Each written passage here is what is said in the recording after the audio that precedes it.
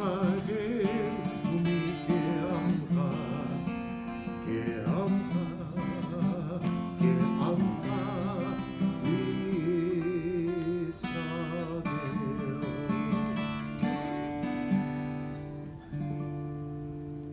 You are one, and your name is one.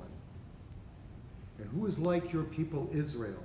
One people on earth. We have now ended the book of Exodus. Chazak, chazak, v'nitchazek.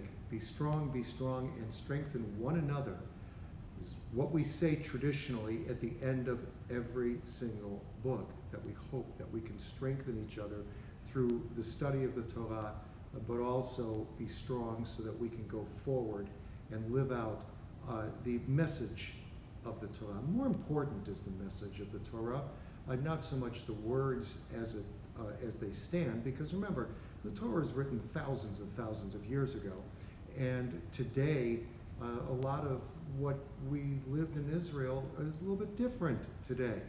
Some things back then that we thought was once impossible is now commonplace.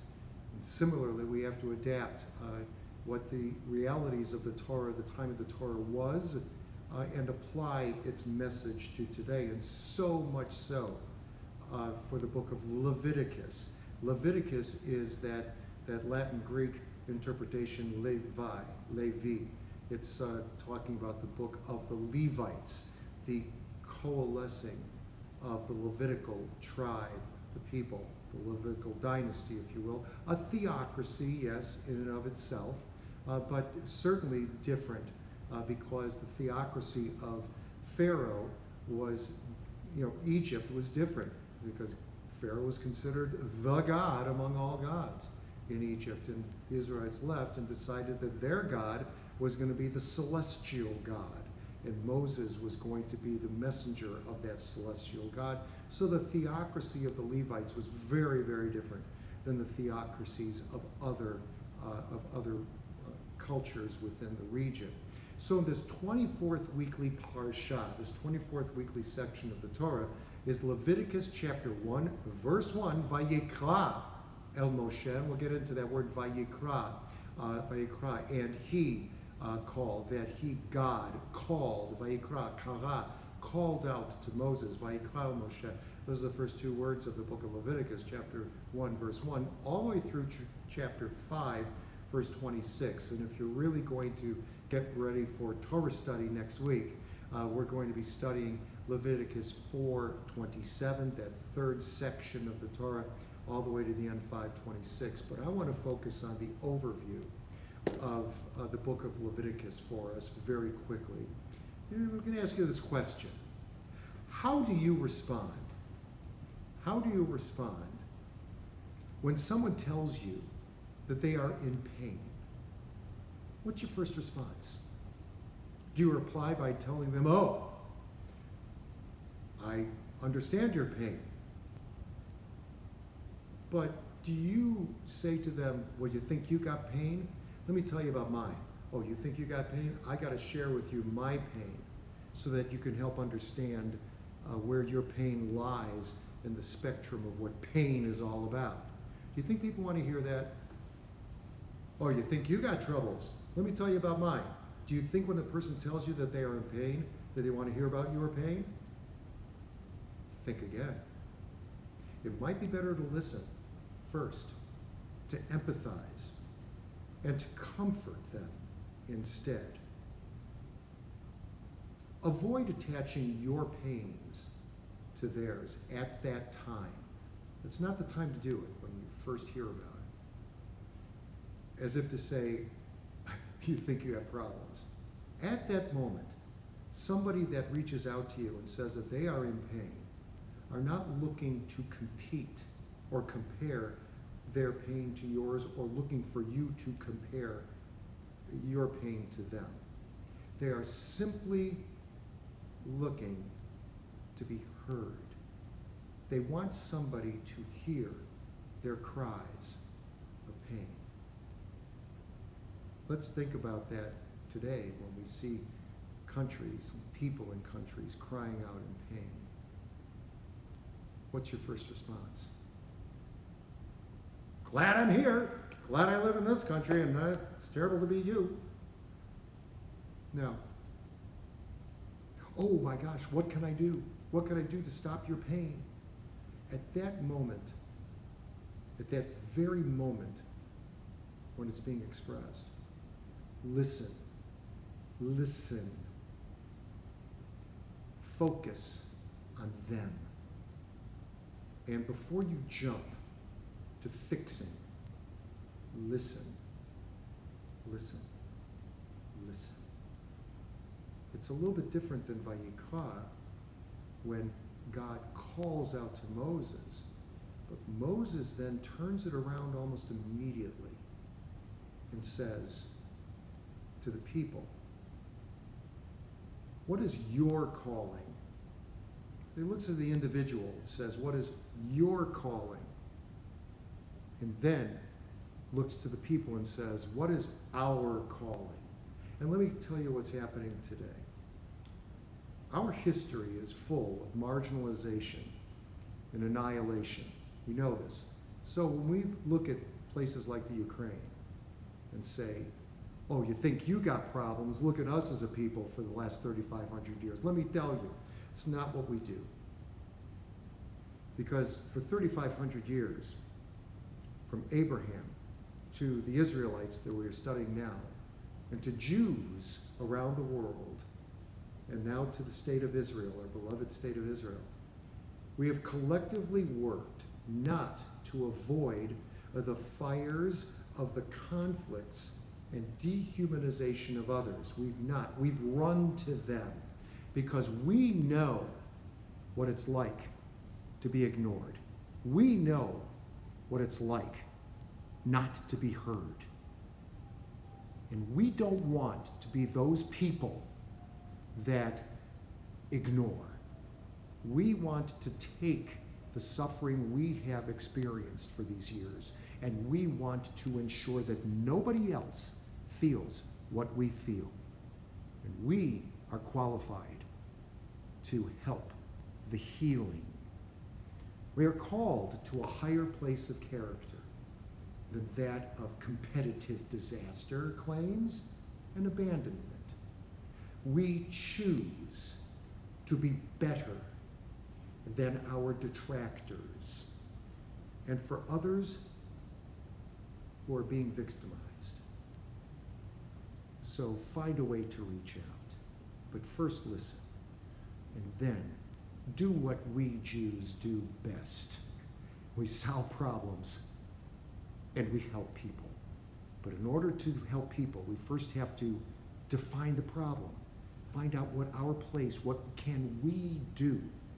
What can we do? People, individual, what can I do? What am I capable of doing to help solve the problem? Then, what can I do to be part of a we that can help the them? That's what Leviticus is helping us do. It's helping us become more of a we. It's taking the individuals and it's helping to provide a model from taking an I and becoming a we to make the world a better place. Leviticus. Let's make an end to the Shabbat. We'll start up our Havdalah candle here. The four wicks of the candle remind us that we are part of a global we. That we are part of this light of the world. Let's keep that flame of healing going forward.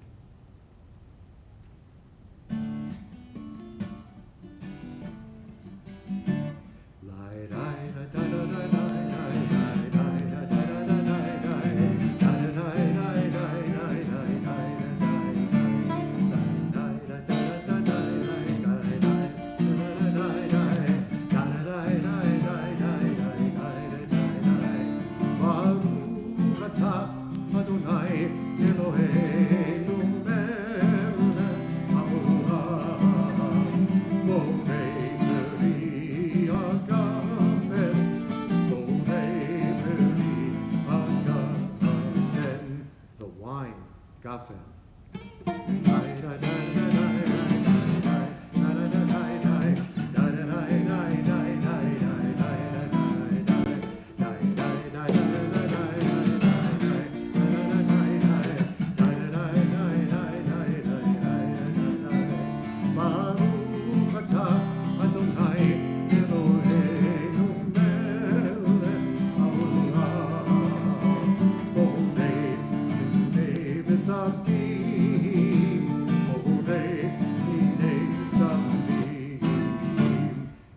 We smell the spices, and that is our nefesh yetera, our extra portion of soul that is now leaving our bodies.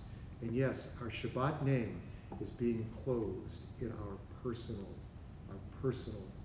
vault in our souls for yet another week.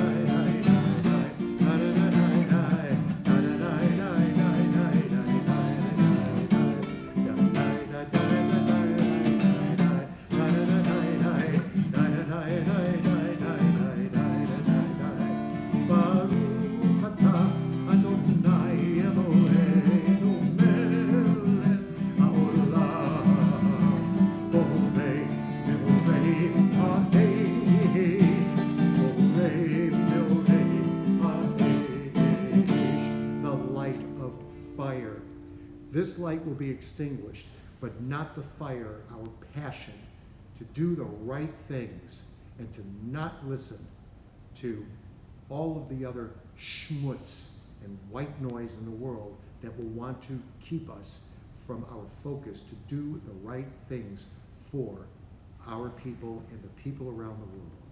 We will extinguish this in just a moment, but once we extinguish it, that mandate then transfers from that flame directly to you.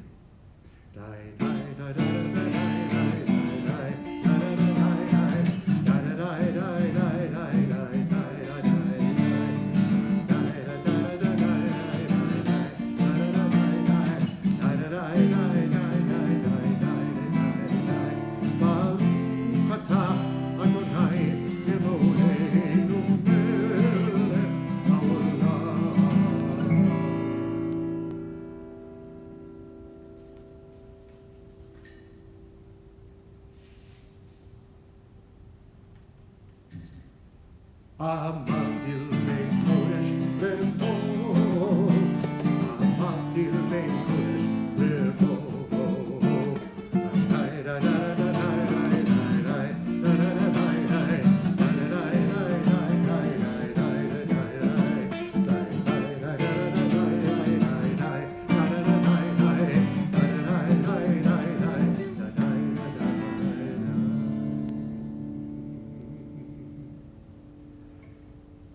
Chazak, chazak, v'nitchazek, we said at the end of the book of Exodus, but I really, really feel that that theme of be strong needs to be carried forth into the next book and into this next week. And so,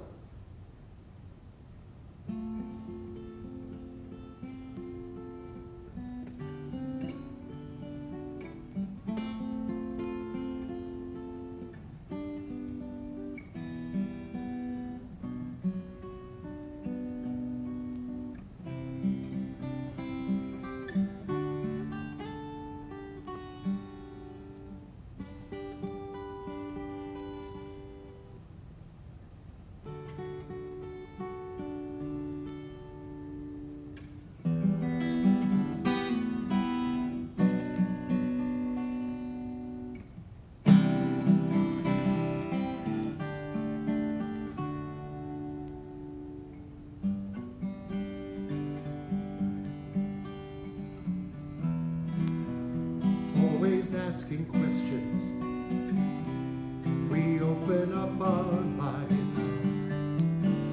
Like the rolling in thunder, we learn. There's a world in every story, story for every heart, wrestling in wonder with the world. Hazak, Hazak, we'll be strong as we walk the path of peace.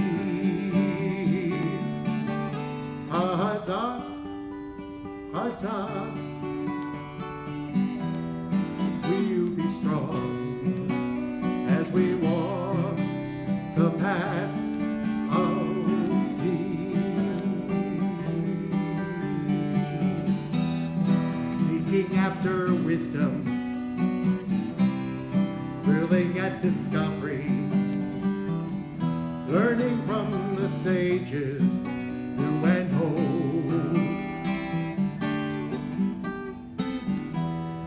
Wings of God rush by us,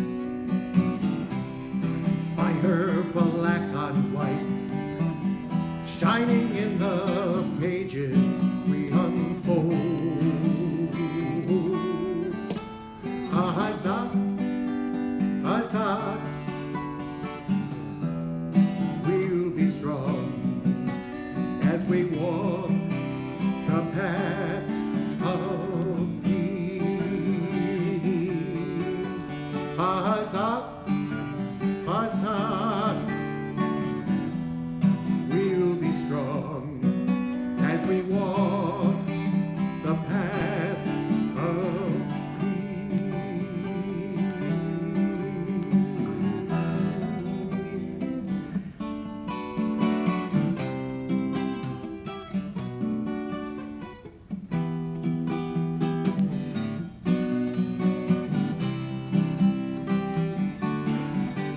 Hazak, Hazak,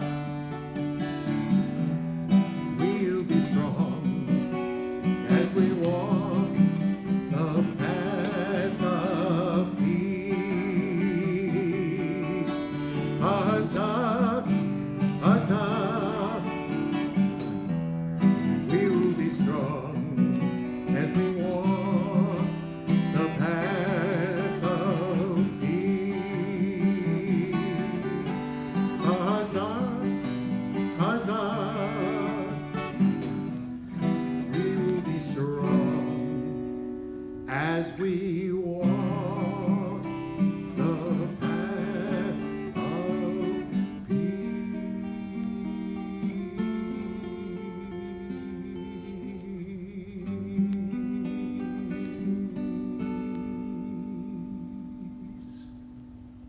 Shema Yisrael, Adonai Eloheinu,